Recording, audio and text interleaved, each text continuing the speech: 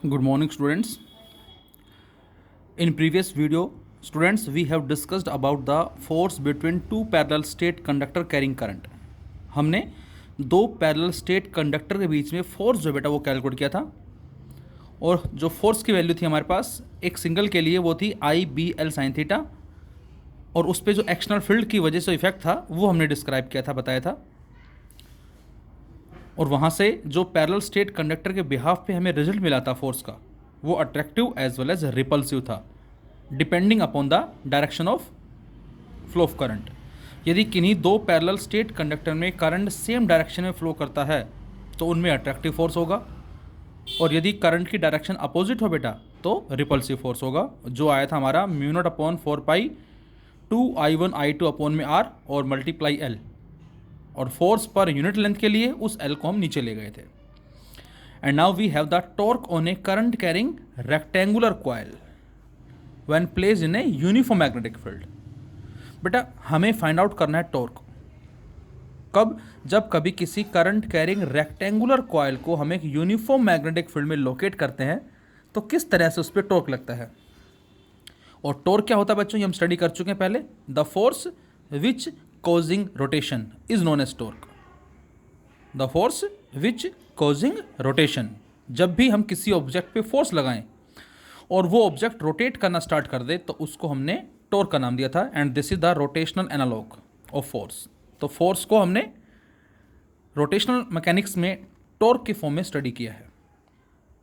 तो अब हमें ये देखना है कि टॉर्क जो है किस तरह से इस रेक्टेंगुलर कॉइल पे लगेगा, और इसका जो मैथमेटिकल फॉर्मूला हम यूज़ करते आए हैं that is force into perpendicular distance, उसके बिहाफ पे इस टॉर्क की वैल्यू जो है वो कितनी होगी।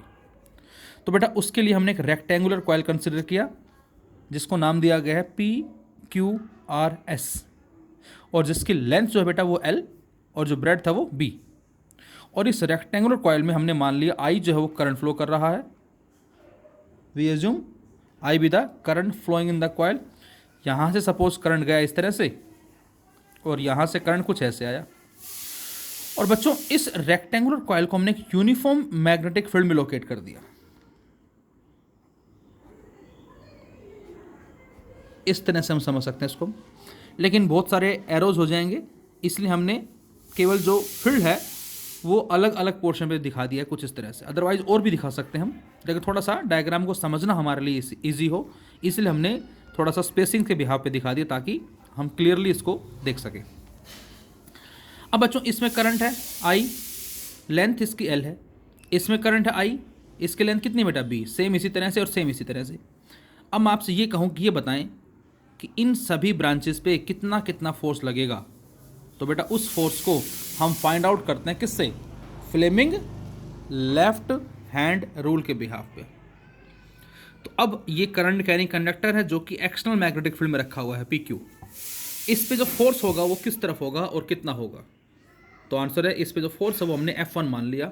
और अब जरा रूल अप्लाई करें हम कुछ इस तरह से, फोर्स मैग्नेटिक फील्ड करंट। तो बच्चों करंट इस PQ में नीचे आ रहा है, ये मैग्नेटिक फील्ड फोर्स थंब किधर आया, ऊपर की तरफ आया, और इस ऊपर की तरफ मैंने क्या नाम दिया, F1 के साथ मैंने लगा दिया डॉट, और डॉट का मतलब होगा बच्चों आउटवर्ड। एग्जैक्टली वो इस PQ के ऐसे आएगा, एग्जैक्टली परपेंडिकुलर आएगा ऊपर की तरफ। इसी तरह से बच्चों मैं कहता हूँ अब आप फोर्स जो रूल है वो लगाएं QR पे। अब QR इसमें करंट कुछ ऐसे जा रहा है, फोर्स मैग्नेटिक फील्ड करंट, इसमें रूल ऐसे आ जाएगा इस तरह से, करंट अंदर की तरफ जा रहा है, ये मैग्नेटिक फील्ड फोर्स किधर है, नीचे, नीचे का मतलब डाउन। बच्चों डाउनवर्ड नहीं, डाउन बोलेंगे, डाउन का मतलब नीचे की तरफ बोलेंगे इसको। इसी तरह से इसमें बच्चों करंट कहाँ जा रहा है बेटा, इसमें करंट कुछ ऐसे जा रहा है इस तरह से अंदर की तरफ, तो फोर्स किधर आया, नीचे F3, इसको मैंने क्रॉस लिख दिया, दैट इज इनवर्ड। और इसी तरह से इस पर आप रूल लगाएंगे तो कुछ करंट ऐसे आ रहा है, मैग्नेटिक फील्ड फोर्स ऊपर आएगा, दैट इज अप। तो इन चार ब्रांचेस पे हमें फोर्स मिला, जिसमें F1 जो बेटा वो एग्जैक्टली किधर आया, ऐसे आया आउटवर्ड। F2 किधर आया, नीचे इस तरफ आया डाउन। F3 कैसे आया, ऐसे इनवर्ड। और F4 कहाँ आया, ऊपर। तो यहाँ पर चार फोर्स हमें नज़र आ रहे हैं। इसका मतलब F2 और F4 देखें ज़रा ध्यान से, F2 डाउन का मतलब ये इस लूप को इधर खींचेगा, और F4 जो बेटा ये इस लूप को ऊपर खींचेगा। तो दोनों फोर्स क्या हैं? Equal in magnitude, opposite in direction, cancel out. ये एक दूसरे को कैंसिल आउट कर देंगे। अब जरा मैं कहूँ F1 F2 जो लग रहे हैं, इन दोनों का रिजल्टेंट क्या होगा? तो आंसर 0। क्यों बेटा? क्योंकि F1 जो है वो लग रहा है ऐसे, सपोज पॉजिटिव जेड एक्सिस के अंदर, और F3 कहाँ लग रहा है बच्चों? नेगेटिव जेड एक्सिस के अंदर।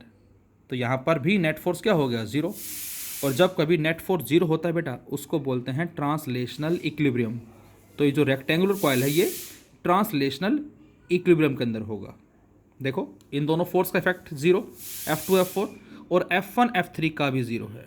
क्यों? क्योंकि F1 जो लग रहा है ऊपर लग रहा है, F3 लग रहा है नीचे लग रहा है, कैंसिल आउट। लेकिन यदि ये F1 जो ऊपर लग रहा है ये ऐसे ना लग के बच्चों ऐसे होता इस तरफ लेफ्ट साइड में, और F3 जो बेटा जो आपको ऐसे नज़र आ रहा है ऐसे ना हो के ऐसे होता, तो क्या होता? फोर्स भी 0 होता और टॉर्क भी 0 होता। मतलब ये लूप ना तो इधर जाता ना ही इधर जाता, ना ही नीचे ना ही ऊपर। तो मतलब लेफ्ट राइट ऊपर नीचे कहीं भी नहीं जाता, फोर्स 0 है और अभी भी फोर्स 0 है। लेकिन बच्चों F1 और F3 जो है बेटा वो सेम एक्सिस पे नहीं लग रहे, मतलब वो कुछ ऐसे लग रहे हैं। अब ये दोनों फोर्स मिल क्या करेंगे? ये दोनों फोर्स मिलके इसको क्या करेंगे? रोटेट करेंगे। और जब कभी किसी भी ऑब्जेक्ट पे दो इक्वल एंड अपोजिट फोर्स लगते हैं then they produce the turning effect. Suppose इस रेक्टेंगल कॉइल को मैं कुछ समझने के लिए ऐसे मान लेता हूँ जरा। तो एक फोर्स कहाँ लगा? इसके एग्जैक्टली ऊपर लगा। ऊपर का मतलब इस तरफ लगा ऐसे, इन दिस वे। और एक फोर्स, और हमने पढ़ा हुआ है बेटा क्या, यदि ये फोर्स लग रहा है सपोज ऐसे मान लेता हूँ उसको मैं, और ये परपेंडिकुलर डिस्टेंस है तो ये लगेगा टॉर्क, कुछ ऐसे। और यदि यहाँ पर ये फोर्स है और ये हो गया परपेंडिकुलर डिस्टेंस तो ये लगेगा टॉर्क। अब ये घुमा रहा है किधर?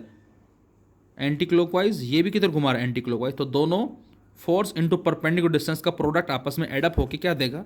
नेट टॉर्क देगा हमें। तो यहाँ पर बच्चों फोर्स 0 है, इन दोनों का इफेक्ट भी इनका इफेक्ट भी, लेकिन ये दोनों सेम एक्सिस पे नहीं लग रहे। ये एग्जैक्टली ऊपर लग रहा है और ये एग्जैक्टली नीचे लग रहा है। तो बेटा ये दोनों फोर्स क्या करेंगे? एक टॉर्क अराइज करेंगे, और ये रेक्टेंगल कॉइल क्या करेगा? घूमना शुरू कर देगा। और बच्चों जो हमारा मूविंग कॉइल गैलोमीटर होता है उसके अंदर यही प्रिंसिपल काम करता है। जो आपने लैब में MCG देखा होगा, उस MCG में एक निडल लगी होती है, वो इस कॉइल के साथ ही कनेक्ट होती है। और जैसे करंट फ्लो होता है बेटा तो इस पर टॉर्क लगता है और टॉर्क से कॉइल घूमता है, और इसके घूमने से इसके ऊपर जो निडल मौजूद है वो क्या देती है? हमें डिफ्लेक्शन देती है। जैसे ही टॉर्क मैक्सिमम हो जाएगा उससे घुमा, और घूमने के बाद वो निडल एक पॉइंट पे आकर रुक जाएगी और हम उसको डिफ्लेक्शन नोट डाउन कर लेंगे। लेकिन जैसे सर्किट में करंट को स्विच ऑफ कर देंगे, टॉर्क 0, और अब उसमें एक रेस्टोरिंग टॉर्क प्रोड्यूस होता है, और वो रेस्टोरिंग टॉर्क उस कॉइल को वापस लेकर आएगा अपनी मीन पोजीशन पे। और जब कॉइल मीन पे आएगा तो उसके साथ अटैच नीडल भी क्या होगी? वापस आएगी। तो वहाँ पर हमारा प्रिंसिपल जो यही काम करता है मूविंग कॉइल गैलोमीटर के अंदर। तो यहाँ पर जो PQRS है, F1 लगा बेटा ऊपर डॉट से रिप्रेजेंट किया, F3 लगा नीचे क्रॉस से लिखा, F2 डाउन, F4 अप, ये कैंसिल आउट, इनका इफेक्ट भी कैंसिल आउट हो रहा है। नेट फोर्स 0 है, और नेट फोर्स 0 मतलब ये ट्रांसलेशनल इक्विलिब्रियम में तो होगा but not in rotational equilibrium. Torque लगेगा इस पर, वो 0 नहीं होगा। तो कितना होगा? तो आंसर टॉर्क होता है force into perpendicular distance. Force कितना बेटा? चाहे आप ये वाला फोर्स ले लो और चाहे ये वाला ले लो, जो होता है IBL साइन थीटा के। थीटा किसके बीच का एंगल है बेटा? L और B के बीच का एंगल है। दोनों क्या म्यूचुअली परपेंडिकुलर है। थीटा 90 साइन 90 0, सॉरी 1 साइन 91 हो गया। तो ये आ जाएगा IBL sine 91 into perpendicular distance. अब बच्चों जरा ध्यान से देखें, इस डायग्राम में एक थीटा नज़र आ रहा है आपको। ये थीटा किसका एंगल है? सपोज करें मैंने मान लिया क्या कि ये जो रेक्टेंगुलर कॉइल है कुछ हमारा इस ताश के पत्ते की तरह है। ये जो आपको नज़र आ रहा है, ये आपको ताश का पत्ता जो नज़र आ रहा है ये रेक्टेंगुलर कॉइल है, और जो इसमें जो पेंसिल निकली हुई नज़र आ रही है ये डिनोट कर रही है इसका नॉर्मल, इसका नॉर्मल। तो बेटा ये जो ताश का पत्ता जो नज़र आ रहा है ये कहलाता है इसका plane, this is the plane, और जो पेंसिल नज़र आ रही है दिस इज़ द नॉर्मल। और प्लेन और नॉर्मल बच्चों हमेशा क्या होते हैं? Mutually perpendicular. ये हो गया, दोनों म्यूचुअली परपेंडिकुलर। अब मैं आपसे कहता हूँ कि कहीं बीच में हमने ये लगा दिया मैग्नेटिक फील्ड, ऐसे इस ब्लैक पेन को मैग्नेटिक फील्ड मानो, और मैं आपसे कहूँ कि मैग्नेटिक फील्ड और इस प्लेन के बीच का एंगल क्या है, थीटा है, तो बताओ मैग्नेटिक फील्ड और नॉर्मल के बीच का एंगल क्या होगा, बताएं। 90 माइनस थीटा। क्यों? क्योंकि ये दोनों परपेंडिकुलर है बेटा। प्लेन और नॉर्मल हमेशा क्या होते हैं बच्चों, mutually perpendicular. This is mutually perpendicular. हमने बीच सीख में कहीं मैग्नेटिक फील्ड कुछ ऐसे रख दिया इस तरह से। अब यदि मैग्नेटिक फील्ड इस प्लेन के साथ एंगल बना रहा है थीटा, ऊपर वाला एंगल, तो ये ब्लैक पेन इस पेंसिल के साथ कितना एंगल बनाएगा, 90 माइनस थीटा। तो ये बात आपको याद रखनी है। तो इस डायग्राम में जो बच्चों थीटा नज़र आ रहा है आपको, ये थीटा किसका एंगल है, ये प्लेन का, ये जो डायग्राम में आपको थीटा नज़र आ रहा है, ये थीटा एंगल बेटा प्लेन का मैग्नेटिक फील्ड के साथ। तो ये हमारा डायग्राम नंबर 1 है। इसी को मैंने थोड़ा समझाने के लिए ऐसे दिखाया, इसी को मैंने समझाने के लिए ऐसे दिखा दिया। मैग्नेटिक फील्ड हो गया, थीटा हमारा एंगल क्या था, प्लेन का किसके साथ, मैग्नेटिक फील्ड के साथ। तो ये एन नॉर्मल, नॉर्मल का फील्ड से एंगल कितना होगा, तो आपका आंसर होगा 90 माइनस थीटा। इसको आप अल्फा मानना चाहो अल्फा मान लो, या इसको आप 90 माइनस थीटा भी लिख सकते हो, एक ही बात है। न्यूमेरिकल्स में बच्चों आपको विशेष ध्यान रखना है इस बात का कि जो एंगल हमें गिवन होता है बेटा, वो नॉर्मल के साथ दे रखा होता है या प्लेन के साथ दे रखा होता है। यदि प्लेन के साथ गिवन है तो थीटा होगा, और यदि फील्ड का नॉर्मल के साथ एंगल है तो वो अल्फा होगा या 90 माइनस थीटा होगा। ये बात आपको विशेष याद रखनी है। अब बच्चों मैं आपसे कहता हूँ क्या, कि हमारा जो फोर्स है बेटा, वो फोर्स लगा इस पी क्यू ब्रांच पे, ये लगा ऊपर की तरफ इस तरह से। मैं आपसे कहूँ जो ऊपर फोर्स लग रहा है दिस वन, इसके एग्जैक्ट परपेंडिकुलर डिस्टेंस बताओ कौन सा होगा। तो हमने क्या किया, इसको आगे बढ़ाया और इसको ज्वाइन कर दिया इसके साथ, और ये साइड कितनी बेटा, बी है, ये एंगल कितना है बच्चों, थीटा है, तो ये भी क्या होगा, थीटा होगा। और इस बी को इस तरफ रिजोल्व करें हम, क्या मिलेगा, बी कोस थीटा। तो ये आ गया इस बी का कंपोनेंट, किस तरफ आया, इस तरफ आया। क्या बी कोस थीटा F1 के एग्जैक्ट परपेंडिकुलर है, बिल्कुल है। क्या बी कोस थीटा F3 के परपेंडिकुलर है, बिल्कुल है। तो यही हमें चाहिए था, क्योंकि फोर्स तो हमें मालूम है IBL, लेकिन परपेंडिकुलर डिस्टेंस नहीं पता। तो बच्चों इस बी का जो कंपोनेंट होगा B cos theta, this is the perpendicular distance for the force. तो फोर्स तो बेटा IBL, और इसके परपेंडिकुलर डिस्टेंस कितना होगा, बी कोस थीटा। और L इंटू बी क्या बन जाएगा, एरिया ऑफ द रेक्टेंगल, इसको मैंने ए लिख दिया। तो ये आ गया IBA कोस थीटा। तो ये हमारा टॉर्क आ गया एक सिंगल रेक्टेंगुलर कॉइल पे या एक टर्न पे। इसी में ही बच्चों ये ऐसे होता तो इन दिस वे, मतलब एन टर्न्स होती, तो एन टर्न्स होती तो हम क्या करते। और एक चीज़ और, ये आपको हो सकता है ये टर्न बड़ी नज़र आ रही, फिर छोटी, फिर छोटी, फिर छोटी, ये सारी टर्न्स बराबर है बेटा। मतलब मैं कहता हूँ एक तो ये रेक्टेंगल कॉइल, एक ये रेक्टेंगल कॉइल, एक ये रेक्टेंगल कॉइल, ये रिप्रेजेंट कर रहा है एन टर्न्स को। ये सारी लेंथ बराबर है, ये सारी ब्रेड्थ बराबर है, लेकिन हमें नज़र ऐसा क्यों आ रहा है बेटा, क्योंकि ये एक 3D डायग्राम है, 3 डायमेंशनल डायग्राम है, जिसको हम नोटबुक पे डिस्प्ले नहीं कर सकते हैं। एक पोर्शन है, उसके अंदर दूसरा है, उससे अंदर तीसरा है, उससे अंदर चौथा, ये अंदर की तरफ जा रहा है, ये हम मान सकते हैं। तो ये एक 3 डायमेंशनल डायग्राम है, जिसको हम बोर्ड पे डिस्प्ले नहीं कर सकते हैं। ये सारी जो है एरिया सभी का सेम है। तो एन टर्न्स के लिए एन से मल्टीप्लाई कर देंगे, तो टॉर्क आ गया NIBA cos theta, when theta is the where theta is the angle made between plane of coil and direction of magnetic field।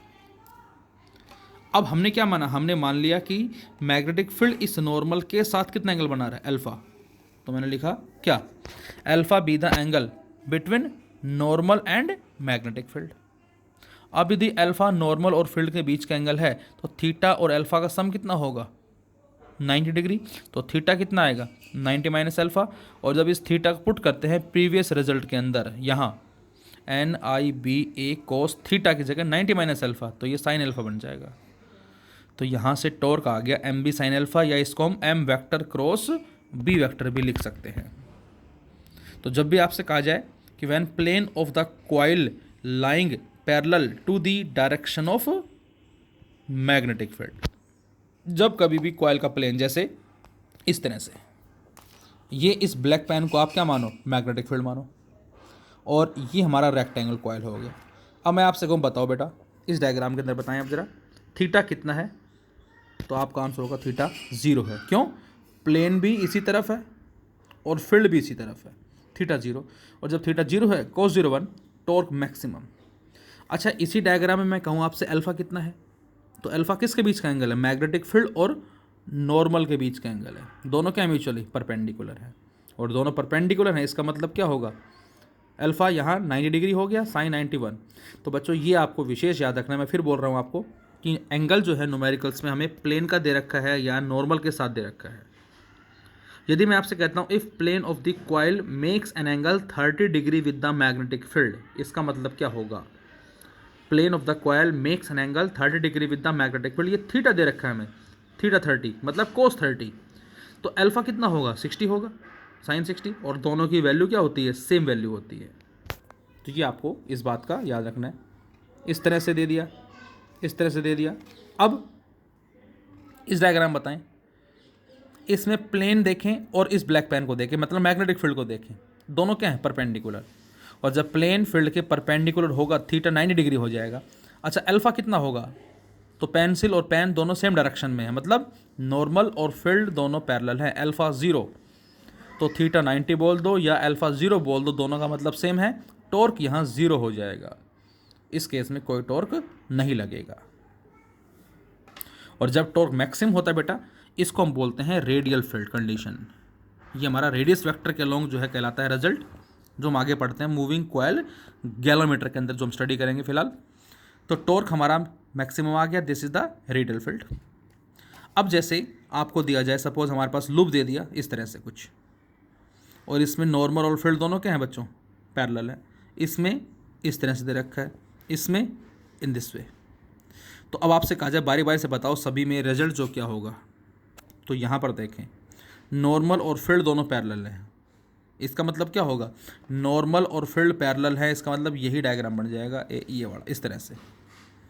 Alpha यहाँ 90 डिग्री है, और जब अल्फ़ा 90 डिग्री होगा, सॉरी थीटा 90 डिग्री होगा, और अल्फ़ा क्या हो जाएगा बच्चों? 0। क्यों? क्योंकि अल्फ़ा तो नॉर्मल का मैग्नेटिक फील्ड के साथ एंगल है, दोनों पैरेलल हैं। अल्फ़ा यहाँ 0 है, और जब अल्फ़ा 0 है तो साइन 0 0, टॉर्क 0 होगा। इसमें टॉर्क मैक्सिमम होगा क्योंकि दोनों म्यूचुअली परपेंडिकुलर है। अल्फ़ा 90 डिग्री है, इसमें अल्फ़ा 180 डिग्री है, साइन 180 0। इसमें अल्फ़ा 120, साइन 120 की वैल्यू 90 + 30 कोस 30, सोल्व कर लेंगे हम। इसमें अल्फ़ा 60 डिग्री। इस तरह से हम फाइंड आउट कर सकते हैं किसी भी लूप के कॉरस्पॉन्डिंग। इसी में बच्चों आगे हमारा आता है पोटेंशियल एनर्जी, जो फिलहाल हम स्टडी करेंगे आगे, that is -mb cos theta, या जिसको m vector dot b vector भी लिखते हैं। और फोर्स में और पोटेंशियल एनर्जी में जो रिलेशनशिप होता है हमारा, that is F = -du/dr, F = minus में du/dr। अब इसके ऊपर बेस्ड भी क्वेश्चंस कई बार हमसे एग्जाम में पूछ लेते हैं। यदि बच्चों इस रिजल्ट में जो भी लिखा था मैंने -mb cos थीटा, थीटा की वैल्यू 0 होती है बेटा, तो इसको हम क्या बोलते हैं? -mb। m is the magnetic dipole moment, b is the magnetic field. जब थीटा 0 है बेटा, तो पोटेंशियल एनर्जी -mb होती है। जब थीटा 90 डिग्री है, cos 90 0, पोटेंशियल एनर्जी 0 होती है। और जब 180 डिग्री है, cos 180 -1, तो minus minus plus plus mb।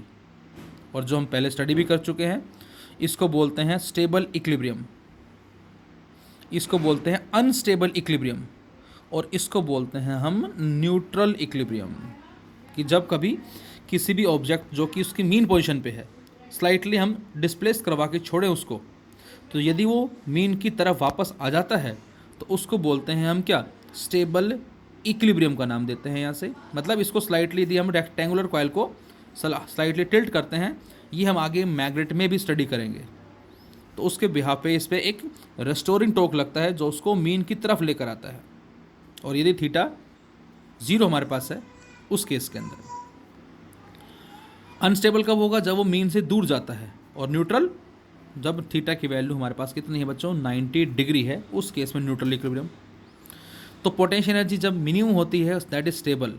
Potential maximum होती है, दैट इज द अनस्टेबल। अब बच्चों इसी तरह से आपको क्वेश्चन दे दिया, ये 4 आपको डायग्राम दे रखे हैं, और आपसे कहा है arrange in a decreasing order of potential energy.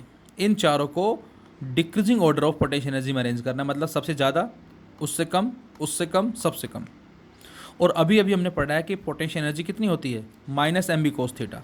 इसमें देखें ज़रा 180 डिग्री, इसमें देखें ज़रा 90 डिग्री, इसमें देखें ज़रा सपोज 30 डिग्री, इसमें देखें ज़रा 120 डिग्री। तो यहाँ पर जब हम पुट करते हैं तो ये वैल्यू मिलती है एम बी, ये वैल्यू मिलेगी 0, ये माइनस एम बी रूट 3/2, ये एम बी बाई 2। तो सबसे ज़्यादा किसका है बेटा, ए का है, फिर डी का है, फिर बी का, और उससे कम सी का। तो ये हमारा डिक्रीजिंग ऑर्डर जो है पोटेंशियल एनर्जी को इस तरह से आ जाएगा। इसी में ही हमें एक वायर दे रखा है और उस वायर को मोड़ के कुछ इस तरह से 4 शेप में कन्वर्ट किया गया है। 4 वायर्स ऑफ इक्वल लेंथ, इस तरह से भी कह सकते हैं हम, चारों वायर हैं और सभी की लेंथ सेम है, या एक सिंगल वायर को बैंड करके इस शेप में हमने कन्वर्ट कर दिया, मीनिंग सेम होगा, लेंथ सेम होगी। In the form of 4 loops, 4 loop बनाए P Q R S. These are suspended in a uniform magnetic field and same current is passed in them, और सभी में सेम करंट पास किया जा रहा है। Then which one experience maximum torque and why, और इन चारों में से कौन सा मैक्सिमम टॉर्क को एक्सर्ट करेगा और क्यों। तो बच्चों टॉर्क अभी हमने पढ़ा था NIBA के बराबर होता है। अब टर्न्स तो सभी में एक एक है, छोड़ दें इसको हम। करंट सभी में सेम है, वो भी छोड़ दें हम। फील्ड भी सभी में सेम है, वो भी छोड़ दें हम। बचा क्या, एरिया। अब बच्चों टॉर्क ज़्यादा किस पे लगेगा, जिसका एरिया ज़्यादा होगा, और किसी भी गिवन लेंथ के लिए जो एरिया होता है बेटा सर्कल का वो सबसे ज़्यादा होता है। For the given parameter area of circle is maximum.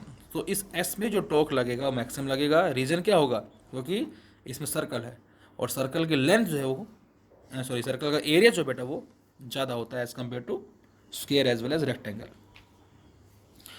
इसी तरह से क्वेश्चन दिया, एक सर्कुलर वायर है हमारे पास, आई करंट फ्लो कर रहा है और इस पर मैग्नेटिक फील्ड हमें दे रखा है कुछ इस तरह से, और ये मैग्नेटिक फील्ड इस हॉरिजॉन्टल डायरेक्शन के साथ 45 डिग्री एंगल बना रहा है।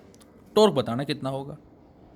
सर्कल का रेडियस दे रखा 20 सेंटीमीटर, फील्ड कितना है 2 टेस्ला, करंट कितना है 1 एम्पियर, टॉर्क निकालना है। और टॉर्क हमारा कितना होता है, M B sine alpha, M is the NIA, B sine alpha. बच्चों यहाँ पर अल्फा हमारा एंगल क्या था बेटा, नॉर्मल का फील्ड के साथ। तो नॉर्मल किस तरफ होगा इसका, नॉर्मल ऐसे होगा इसका।